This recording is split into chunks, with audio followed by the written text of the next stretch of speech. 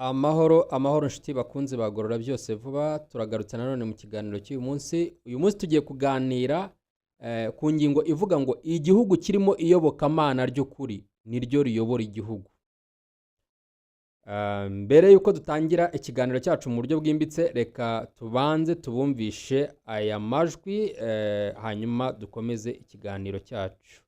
Muri iki kiganiro cyacu tugiye kwifashisha ibiganiro tubereke ukuntu isura y'igihugu by'umwihariko igihugu cyitwa u Rwanda uyu munsi wa none isura gifite aho cyatsikamiye iyobokamana cyangwa se aho iyobokamana ry'ukuri ryatsikamiwe, noneho tubereke n'isura y'ikindi gihugu kizabaho nyuma ya FPR aho iyobokamana ryo rizaba riyoboye. Gorora byose vuba. Rero Imana irambwira ngo mbwire aba bantu b'abanyepolitike bize cyane babe maso, basengera ubugingo kandi basengere n'imiryango yabo. Nabonaga habaho guhora gukomeye kwa Satani mu miryango yabo, ndetse nabo ubwabo nibaticunga ngo babe maso, harimo bamwe babigenderamo. Harimo bamwe babigenderamo kandi Imana irambwira ngo uwo ni umunzani Imana izanye kugira ngo iwunyuze kuri buri muntu wese uvuga ko azayobora igihugu cy'u Rwanda, uvuga ko azaba umutegetsi cyangwa se umuyobozi uyobora abandi. Turacyakomeza, ndagira ngo mwumve ubutumwa neza mbere yuko dutangira ikiganiro cyacu mu buryo bwimbitse. Nshuti bakunzi bagora byose vuba, reka mbanze nshimire uyu muvandimwe muri Yesu Kristo, ni umunyamakuru cyangwa se umukozi w'Imana kuva kuri Bivugwe TV, azwi ku izina rya Kavuza Nduru. Ahari ndamushimiye kandi mwifuriza amahoro y'Uwiteka Imwami Imana. Ambabarire kuba nkoresheje cyangwa se nifashishije ubutumwa bwe, ariko kuko umwami dukorera nge nawe nizeye ko ari umwami umwe, Imana y'amahoro, Imana yaremye isi n'ijuru n'ibiriho byose, duhurira muri Yesu Kristo. Reka n'ubundi twifashisha ubutumwa kugira ngo dusobanurire abatuye akarere ibyo gorora byose vuba duhora tubabwira yuko aka karere ibisubizo bya politike atari byo bizazana amahoro, ahubwo yuko ibisubizo nyobokamana ari byo bizazana amahoro muri aka karere k'ibiyaga bigari. Reka dukomeze tumwumve hanyuma dutangire neza ikiganiro cyacu mu buryo butomoye.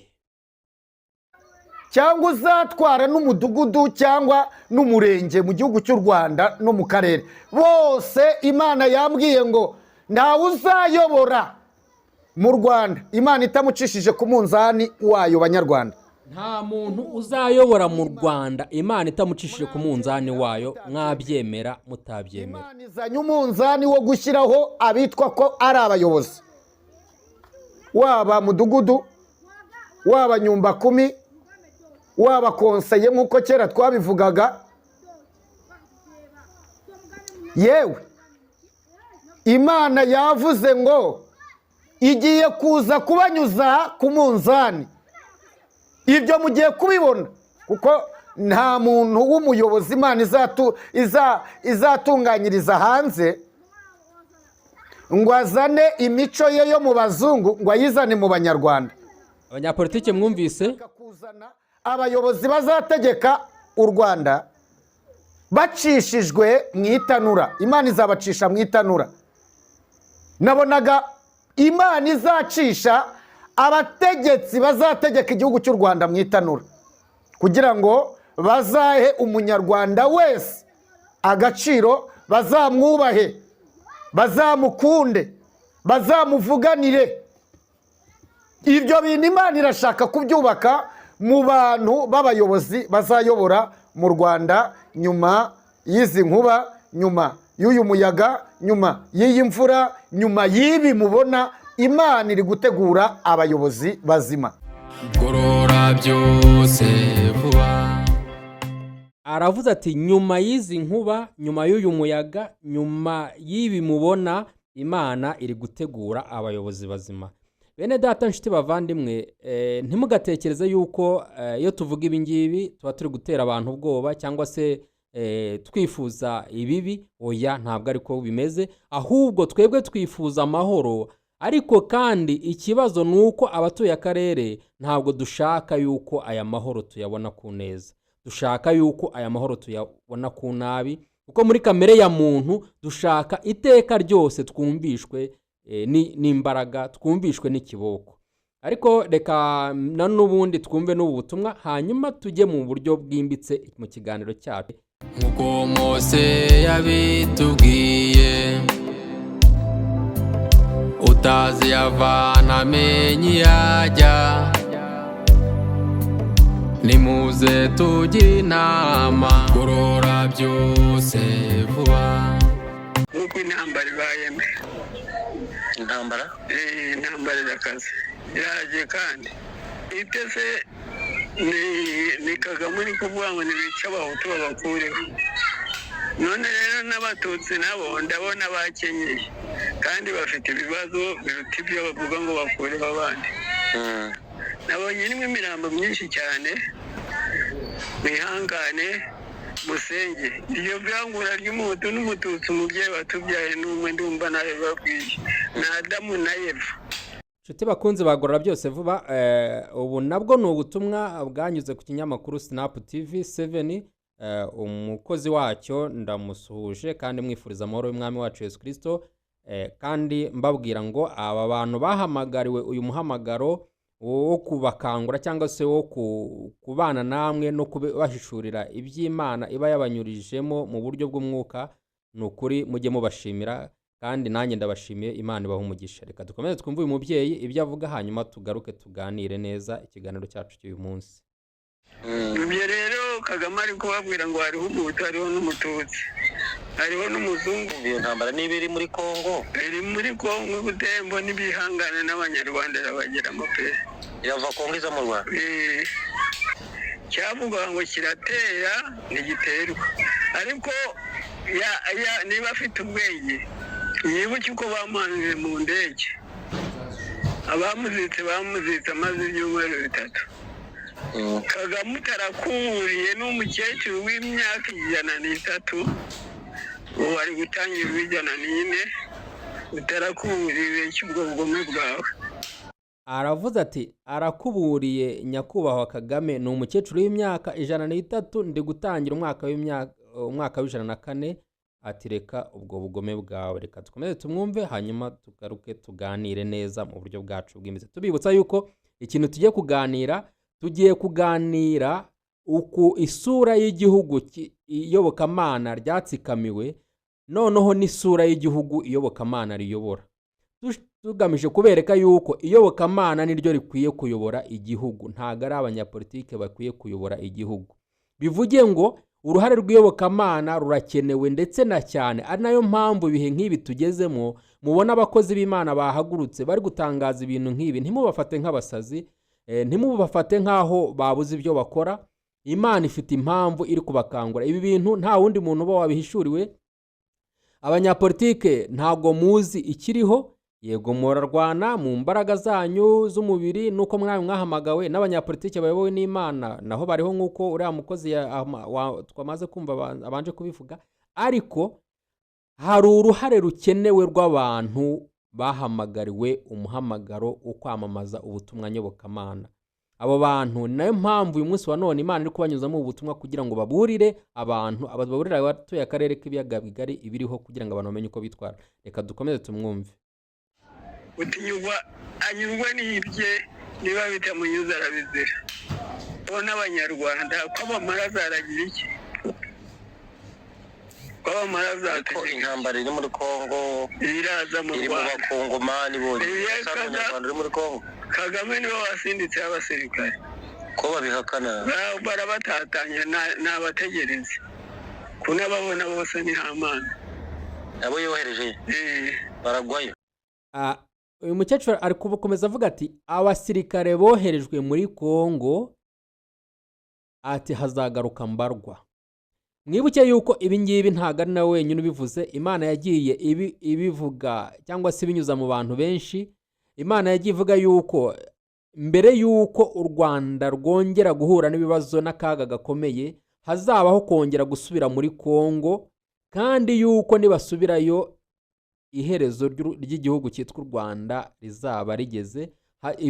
Ibyabayeho amateka azisubiramo, ndetse yuko bakavuga yuko ubwicanyi buzabaho cyangwa se amaraso azameneka azikuba gatatu ayamenetse. Mu mbabarire ntabwo ari njye yabivuze, babihanuye kandi ubuhanuzi bwemerwa busohoye, ariko nanone tujye tugerageza gusoma ibihe, tugendane n'ibihe.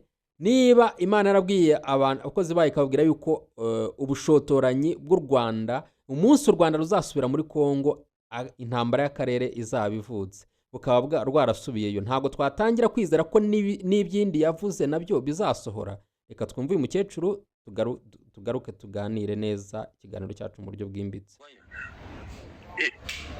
Ntabwo ndi Imana, ariko nibareba nabi haragerera. Ko nabonye imbunda zabo bari kujya baziterera hasi, ko nabonye batambaye simoko y'abasirikare. Ubwo si umuntu yambaye ubusa bafite ibyaha. Ijoro ry'Imana yambwira ndi kubona abantu bavamo imyenda bayita ngo ari abasirikare. Nabonye abasirikare ampaye, nawe wabibonye. Kristo gabi narabibagejejeho byahe. Nabonye bambaye ubusa abasirikare bose bari mu ishyamba Butembo. Gahada. Ibintu ko numva bamwe bari kujyepfo mu shyamba bakazamuka, bazamutse bakazamuka bambaye by'abatutsi. Nawe wavuze ko uri umututsi, wewe abatutsi umututsi sendi Yuda. Iryo niyerekwa uyu mukecuru w'imyaka 103 yagize, Imana imunyuriramo imuha ubutumwa kugira ngo abusangize abatuye akarere k'ibiyaga bigari. Ntabwo ndi Yuda Kagame, ntabwo ngira kubesha, watarenda kumenya aho ni ngo nanjye arandera aneho yarapfuye ndahakomeye. Abantu nabonye mu ishyamba bari kwiruka bambaye ubusa, Mana yanje aretse ko birukaga ari abatu. Hano uyu mukecuru ni yerekwa yagize, yabonaga ingabo cyangwa se abasirikare b'u Rwanda boherejwe mu gihugu cya Repubulika Iharanira Demokarasi ya Kongo, ibyabo bibabereye bibi. Nibyo ari gusobanura. Bajyaga iyo bahagarara, abari bari gutatana bahunga bari abatutsi bari kwiruka. Abadata we rero nkubwire mushumba, ibiganiro twe kujya turizana aho ngaho kuri duke. Oya mukecuru, ibiganiro birakenewe, ntabwo ugomba kubireka kuko n'Imana iba yagutumye. Oya wenda banahunga bakirukira bakigendera. Barahungira ngo kwenda gutera u Rwanda, yava mu Rwanda akaza bakajya Uganda.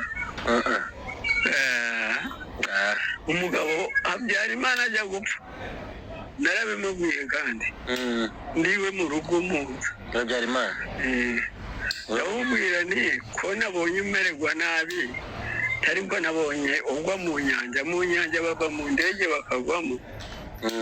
Ariko wa mukobwa Yohana uri umwana, ni Imana yabimpaye, ntabwo ari njye. Yarangiye nk'amezi 3 kwa kane bati kinani bagihamije. Ubwo n'ubuhanuzi uyu mukecuru yahaye nyakubahwa nyakwigendera Perezida Juvenal Habyarimana. Nundi baramuhanura natihana, nareke abantu, nakunda abantu, ibyo by'amoko abiriki. Uyu mukecuru ati nundi baramuhanura natihana. Mwibuke ikiganiro duherutse gukora tubabwira ngo inkingi 3 arizo urukundo, ukuri n'ubutabera nizo zishobora kunga cyangwa se zishobora kuba icyungo kirokora u Rwanda, kirokora akarere k'ibiyaga bigari. Ati natihana nundi baramuhanura. None se mukecuru, niba atari ibanga, umuntu w'umunyarwanda uyu munsi yakora iki? Umuntu uri mu Rwanda akaba ari umunyarwanda, akaba ari ku butaka bw'u Rwanda kuri iyi saha, icyiza cyo gukora ni iki? Afite aho ugira yahunga, naho u Rwanda rwo bararutera rwose arimo. Arakoze cyane, arakoze umukozi w'Imana wa Sinap TV, arakoze umukozi w'Imana Bizavugwa TV. Imana ibaha umugisha.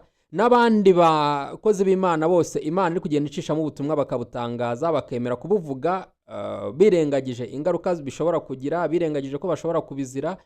Mu kuri Imana ibaha umugisha. Igitumye rero tuza kuganira uyu munsi wa none, nk'uko twabibabwiye mu kiganiro, twababwiye ngo ese birashoboka ko kugira iyobokamana mu gihugu ritayoboye igihugu? Ni ukuvuga ngo mu biganiro byose byahise twagiye tubereka yuko igihugu cyacu cy'u Rwanda gutsikamira iyobokamana cyangwa se kwirengagiza umugambi w'ububyutse mu karere k'ibiyaga bigari Imana yari yatangirije iwacu mu Rwanda, utangiriye Gahini ugatangizwa n'umugande Brazil Kigozi, byari bifite icyo bisobanura. Ariko kubitsikamira no kuritsikamira iryo yobokamana ni ukwikururira ishyano tudateze kuzikura. Ni ukuvuga ko iyobokamana wenda reka twifashishe ubutumwa bw'uyu muvandimwe, yavuze ati ese birashoboka kugira iyobokamana mu gihugu ritayoboye igihugu, maze iryo yobokamana ntiribe rishinzwe gukontorora abaturage mu nyungu z'ibisambo biyoboye igihugu? Iyobokamana ritayoboye igihugu rimaze iki ko ntacyo? Uyu munsi wa none namwe murebe iyobokamana dufite mu gihugu, haba pasiteri aho kugira ngo bigishe ibyaha biri gukorwa n'ubutegetsi, ibyaha biri gukorwa n'abayoborwa, ibyaha biri gukorwa by'ubusambanyi, ibyaha by'ubujura no kuramya ibigirwamana, bari kwigira mu ngeso mbi, bari kwigira mu bintu byo guharabikana, bari kwigira mu bintu byo ibintu bidasobanutse kuri social media, ugasanga abitwaga abapasiteri n'ibyo bahugiyemo. Umuvandimwe yakomeje avuga ati ni gute wabuza umuntu umaze gutozwa kutaba igisambo, kutivanga muri politiki? Mbese hano yashaka kuvuga ati ni gute wabuza umuntu wamaze mbese gukizwa cyangwa se agatozwa ingeso nziza abikesha iyobokamana, noneho ukamubuza kutivanga muri politiki? Ni ukuvuga ko hano yashaka kuvuga yuko umukristo w'ukuri cyangwa se umuntu wamenye Imana by'ukuri, umuyisilamu w'ukuri akwiye kwivanga muri politiki. Ni nk'ihame ridakuka. Ari nayo mpamvu aba bakozi b'Imana mwumvise, ntago ari uko hari igihugu bari guharanira cyangwa se ari imyanya baharanira muri politiki, ahubwo nuko umukozi w'Imana by'ukuri agomba kwivanga muri politiki mbi y'igihugu aba akoreramo. Ni ukuvuga ngo niba ryayobokamana rizima utarikoresheje ngo wowe ujye mu ruhando rwa politiki uvuge ibibi bikorwa muri politiki, cyangwa se igihe ubutegetsi buri kuniga iyobokamana ry'ukuri, ni ukuvuga ngo icyo gihugu muba muri kukiyungururamo abantu bazima, cyangwa se muba muri kugikuramo abantu bazima. Iyo ubutegetsi budahaye agaciro iyobokamana, muba muri kugenda mwimika ibibi. Arakomeza avuga ati igihugu ugisangamo abantu bameze nk'amashitani. Ntabwo ibi ngibi bisobanura cyane kuko mwese murabibona. Nayo mpamvu Imana iri gucisha ubuhanuzi mu mukecuru nk'uyu, akavuga ati abantu igihugu cyabaye cy'amashitani, abantu nibatihana Imana iraduhana. Ibi ngibi twarabibonye cyangwa se twarabyumvise muri Bibiliya, aho ibitubwira ahantu yagiye irimbura Sodomu n'Igomora kubera ibibi byari bihuzuye. Ni nako uyu munsi wa none natwe ibihugu byacu tujya tubihindura Sodomu, nitwe tujya tubihindura akahebwe kubera politike mbi, kubera yuko politike ibiriho iyobokamana nta ruhare ruba rufite, iyobokamana ry'ukuri ntiriba rihari. None uyu muvandimwe ayakomeje avuga ngo ibaze abantu bifuza ibyiza bose bayobotse Imana, bafashe mu mutwe ko kugira ngo bajye mu ijuru batagomba kujya muri politiki. Mubyumve, abantu twese dutuye mu gihugu cyitwa u Rwanda twishyizemo yuko kugira ngo tuzajye mu ijuru tutagomba kujya muri politiki. Ibi se koko ni ukuri? Ni ukuvuga yuko niba iyobokamana ritagize uruhare rwo kuba muri politiki, bisobanuye yuko politiki yo ibigamije kugira ngo imbaraga za Satani cyangwa se ubutware bw'imbaraga z'umwijima bwimakazwe mu gihugu. Gorora byose vuba. Hano uyu muvandimwe yakomeje avuga ngo none se ayo mashitani namara gufata igihugu, mwe mwigize ba ntibindeba ntazabahatira kuyapfukama imbere kandi ari mwe mubyiteguriye? none se koko si ukuri ikibazo abajije? Niba abihaye Imana cyangwa se twebwe abayoboke b'amadini, twebwe abemeramana by'ukuri biciye mu madini atandukanye, niba tumaze kwemera yuko ya mashitani afata igihugu, twebwe tukigira abantu ibindeba, ni ukuvuga ngo ya mashitani azadutegeka kuyapfukama imbere, none se murumva atari twe tuzaba tubyikururiye? ngo ariko ubu bwenge bukurikira shitani buhumyi ni bwenge ki? Ni ikibazo yabazaga. Niko se koko wowe uri mu Rwanda, wowe uri mu karere k'ibiyaga bigari, ni gute twaba tuvuga yuko nibura 95% twese tuvuga ko dusenga Imana, utitaye ku badivantiste, utitaye ku bayisilamu, utitaye ku bagatolika, utitaye ku baporoso, ya madini yose twatataniyemo, igikuru nuko twivuga yuko dusenga Imana nyamana. None ndagira nkubaze, niba kuvuga ko dusenga Imana bitadufasha ngo turwanye Satani, iyobokamana turimo riratuganisha hehe? gorora byose vuba. Noneho uyu muvandimwe yakomeza avuga ati ese ibi ngibi sibyo insengero za FPR zibatoza? Mbibutse ko ubutumwa turi gusoma nubwo umuvandimwe dukunda cyane, ujya ukunda kwandika inkuru nziza y'ubwami bw'Imana kuri Facebook, yitwa mu mazina ya Simon Pierre Gahamanyi. Hanyuma yakomeje avuga ngo izo si insengero z'Imana, ahubwo ni insengero bigishirizamo inyigisho z'amashitani kugira ngo muyoborwe n'ubarusha ubushitani. Ni ukuvuga ngo niba mwebwe insengero cyangwa se amadini akorera mu gihugu cy'u Rwanda mwarahisemo kuyoborwa cyangwa se mukagendera ku mabwiriza ya politike y'abantu, cyangwa se mwarahisemo kuyoborwa na politike ya FPR, kubera ko FPR cyangwa se abanyapolitike objective yabo cyangwa se iturufu yabo ni ukurisha ikinyoma, hahandi umuntu afata ikinyoma akakwereka yuko ari ukuri, noneho ukuri waruze akakwereka ko ari ikinyoma. Nayo mpamvu amadini y'ubu ngubu usanga aho kugira ngo abantu bahimbaze Imana, bahamye gukomera kw'Imana, bavuge ibibi ubutegetsi bukora, usanga ahubwo baramya ubutegetsi. Ni ukuvuga ngo nibyo umugabo yasobanuraga, ahubwo insengero z'uyu munsi wa none zabaye insengero zigishirizwamo inyigisho z'amashitani kugira ngo muyoborwe n'ubarusha ubushitani. Ari nayo mpamvu Imana yahagurukiye guteguza abatuye akarere n'abayisengera mu kuri no mu mwuka yuko igiye gukuraho ubwo butegetsi, ikimika ubutegetsi bubaha Imana kandi nayo ikunda, kubera yuko bazaberaho kwimakaza no kwamamaza ubwami bwayo, bazaberaho inyungu z'Imana ku gihugu. Ntabwo ubu ngubu ubutegetsi dufite ni ubutegetsi bubereyeho inyungu za Satani. Mbaye mbeshya murebe yuko inyungu z'Imana mu gihugu zigenda zirushaho gukandamizwa. Abavuga n'abigisha kwihana nibo bagirirwa nabi, abigisha ko abantu bakwiye kugendera mu rukundo n'ukuri n'ubutabera nibo bari guhohoterwa. Umuvandimwe yakomeje agira ati ndagira ngo urabona neza ko niba idini ritinjiye muri politike ngo riyobore igihugu na politike, ko ahubwo rya dini ryarimbura igihugu, ngo ndetse aho kugira ngo idini ryigisha kuva muri politike birutwa no kutagira idini. Mwabyumvishe bene data? Niba idini ritinjiye muri politike ngo riyobore igihugu, mbese aho kugira ngo tugire idini ryigisha yuko tudakwiye kwivanga muri politike, byarutwa tukabaho nta dini tugira.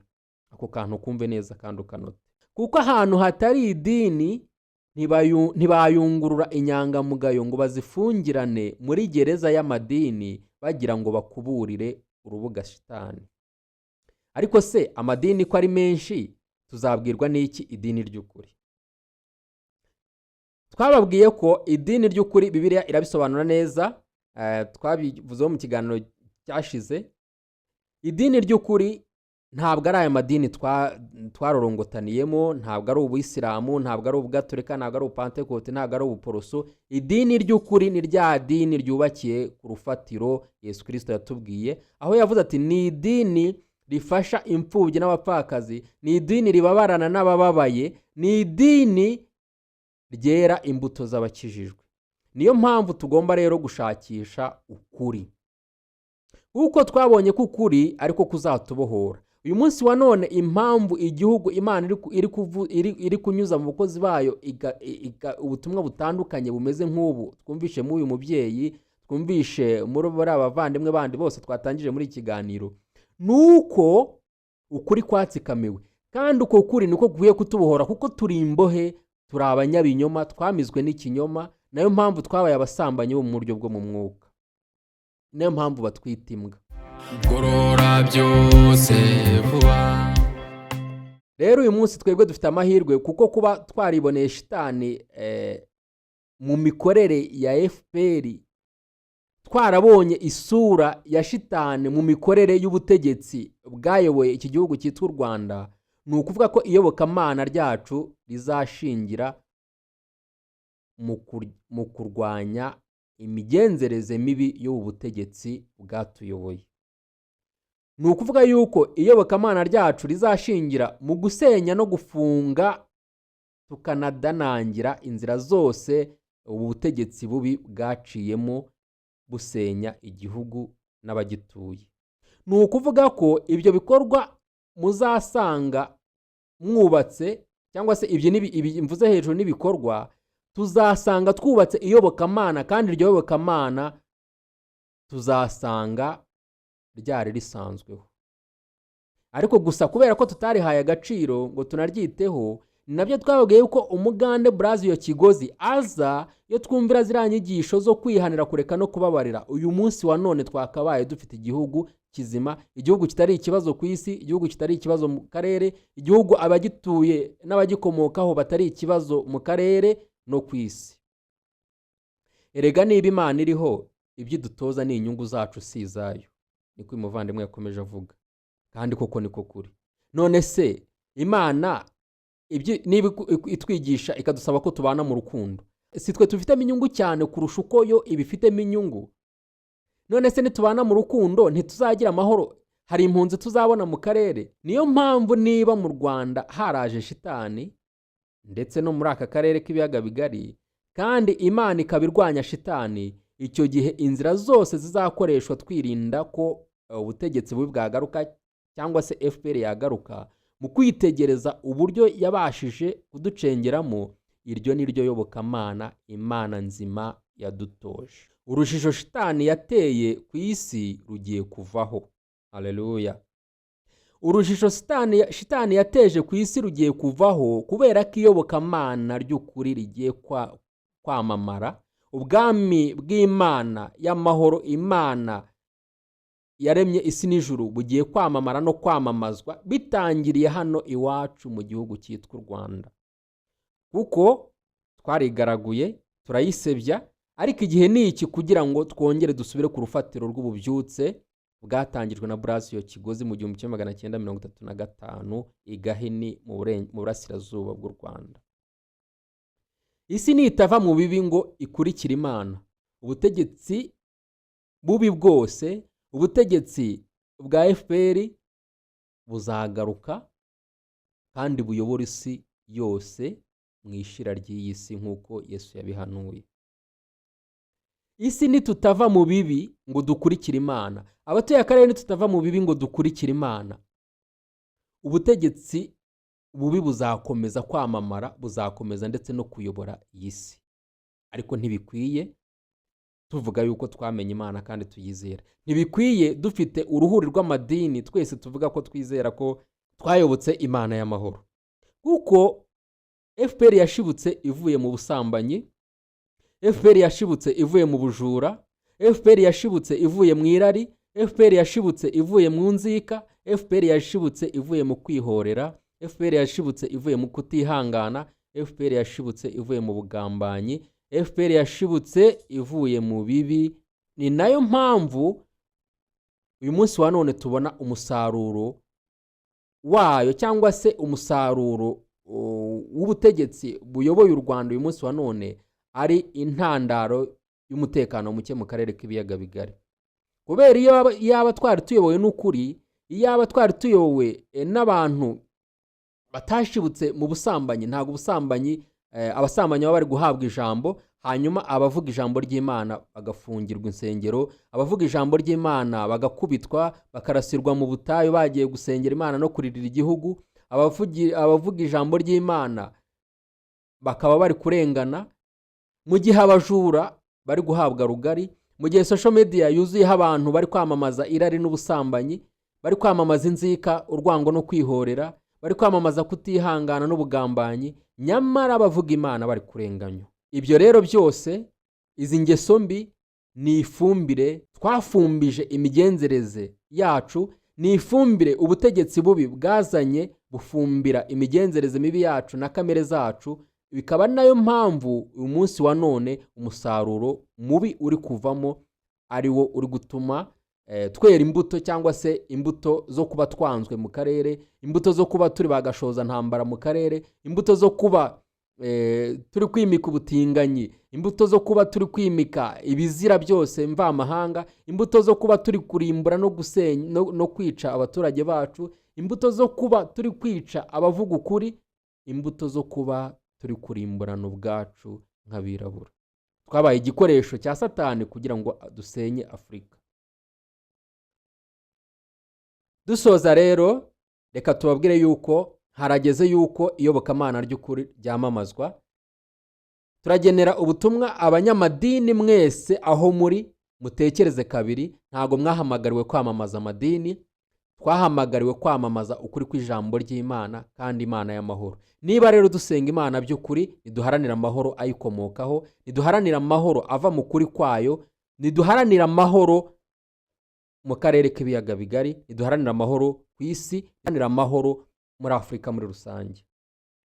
Reka dushime Imana. Uwiteka turagushimye, habwa icyubahiro kuko wabanye natwe ukaturinda ukaturengera. Reka Mwami Imana ugarura amahoro mu karere k'ibiyaga bigari, kandi Uwiteka Mwami Imana turakwingize kugira ngo abakozi bawe bose ubahe gukomera kandi bashikame, ubahe umugisha, ubahe imbaraga mu izina rya Yesu Kristo. Udukureho umudayimoni wo kwirema ibice, udukureho umudayimoni wo gukomera ku madini, ahubwo tugukomereho nyagora ku ngoma, tugukomereho wowe Imana y'amahoro, tugukomereho wowe Imana yaremye ijuru n'isi n'ibiriho byose. Urakoze kugira neza, urakoze ko wumvisha ubwoko bwawe, urakoze Mwami Imana ko ugiye kubikora kandi ukabikorera kugira ngo izina ryawe ryamamare muri aka karere, muri Afurika ndetse no ku isi yose muri rusange. Tubisabye dushima mu izina rya Yesu Kristo.